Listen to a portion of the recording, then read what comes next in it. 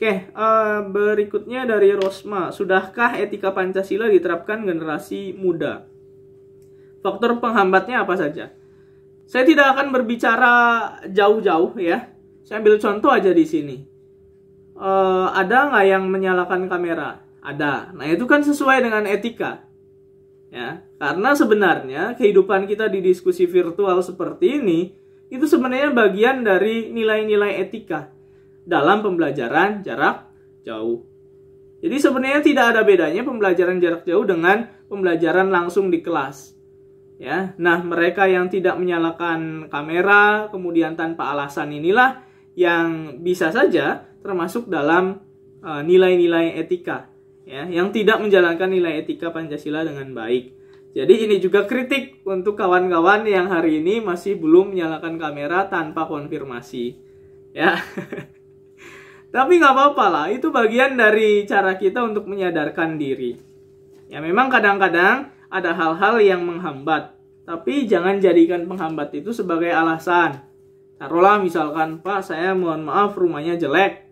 Jangan seperti itu harusnya menjadi motivasi bagi diri kalian bahwa oke, hari ini rumah saya jelek, rumah orang tua saya biasa saja, tapi 10 tahun ke depan, 15 tahun ke depan saya bisa memberikan istana megah untuk orang tua saya. Itu yang harusnya bisa dilakukan kalian, bukan justru minder. Karena memang penyakit bangsa ini minder, ya. Minder terhadap hal-hal yang kemudian dilihatnya sebagai sesuatu yang wah.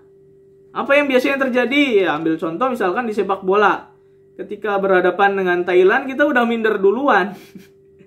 Jadi belum main itu ibaratnya udah kalah. Yang kemarin contohnya ya, lawan Myanmar kita main bagus, pressingnya sangat bagus, tapi main lawan Thailand langsung mundur, parkir bus. Mending parkir busnya kayak Madrid ya, bisa ngegolin. Ini kalah. Nah ini jadi masalah lah. Kalau di dalam bulu tangkis ya memang orang-orangnya juga secara tradisi juga bagus.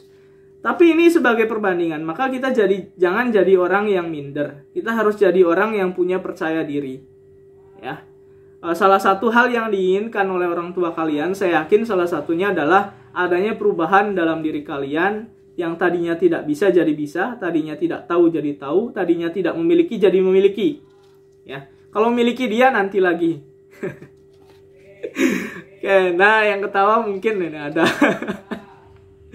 Kita lanjutkan ya. Kalau faktor penghambat, ini nantinya macam-macam. Seperti tadi, Agnes tadi sudah sempat menyinggung, faktor penghambatnya memang dari global. Jadi sebenarnya bukan globalisasinya, tapi dari globalisasi itu kan keran. Nah dari keran yang dibuka itu masuk sesuatu yang kotor misalkan. Nah karena saringannya kita ini tidak terlalu baik, maka bisa mempengaruhi atau bisa membuat hama ya di lingkungan tempat tinggal kita. Ya, jadi misalkan pengaruhnya misalkan dari gaya hidup hedon atau melalui westernisasi kehidupan masyarakat barat gitu ya. Kemudian banyaklah liberalisme yang masuk juga itu ikut mempengaruhi. Terkait dengan dekadensi moral tentu kita hubungannya nanti dengan liberalisasi ya. Liberalism. Jadi masyarakat kita menganggap, khususnya anak-anak muda masih menganggap bahwa kebebasan itu kebebasan yang benar-benar bebas, tanpa kontrol. Tetapi kita jangan lupa bahwa kebebasan atau HAM di Indonesia adalah HAM yang berbasis masyarakat, nilai-nilai dalam masyarakat. Sehingga kemudian hak kita dibatasi oleh lingkungan masyarakat kita. Nah, kita mengenal sistem nilai, sistem norma. Ada norma agama, sosial gitu ya. Sosialnya ada norma kesusilaan, kesopanan, ada juga norma hukum. Nah, ini yang kadang-kadang tidak diperhatikan. Jadi yaitu salah satu faktor penghambatnya dari masuknya memang ideologi-ideologi atau paham-paham yang tidak sesuai. Termasuk hari ini barangkali adalah tentang radikalisme. Makanya saya titip nih ke kalian juga tentang radikalisme. Tolong khususnya ke kalian yang dari kecilnya tidak mendapatkan pemahaman agama gitu ya. Gak pernah sekolah agama, kemudian tahu-tahu ada orang yang mengajak. Nah biasanya ini yang harus hati-hati. Karena basicnya tidak ada, diajak untuk mendapatkan pengetahuan baru, tapi pengetahuan barunya langsung ke sesuatu yang keras. Akhirnya tidak bisa mengontrol diri. Itu kejadian kemarin saya sempat nonton salah satu video tuh yang ibunya sampai diusir. Nah ini jangan sampai demikian, karena dianggap kafir, dianggap bid'ah gitu ya.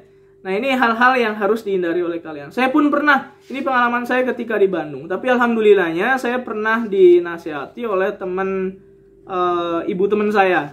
Karena memang kejadian di anak temannya itu yang seperti itu, tidak menghargai orang tuanya lagi. Nah, jadi tolong itu juga diperhatikan. Bukan berarti stereotip ya. Saya juga orang Islam, tapi dalam hal ini saya ingin mengatakan bahwa kita harus hati-hati. Dan tentang radikalisme itu bukan hanya Islam. Di zaman dulu itu sudah menerpa ajaran umat Kristen. Ya, tentang radikal itu. Kalau sekarang ya kita harus hati-hatinya bahwa nanti mengancam ke integrasi nasional kita sebagai bangsa yang berdaulat dan merdeka. Oke, jadi ya biasa-biasa aja lah. Jangan terlalu saklek. Saklek itu gini, misalkan saya mah kalau sholat harus pakai celana, nggak mau pakai sarung misalkan. Nah, nggak usah seperti itu. Yang penting kita sesuai dengan syariatnya, menutup aurat itu kan sudah cukup. Ya. Tapi yang cewek jangan pakai sarung. Pakai mukena. Oke, bisa dipahami kira-kira ya.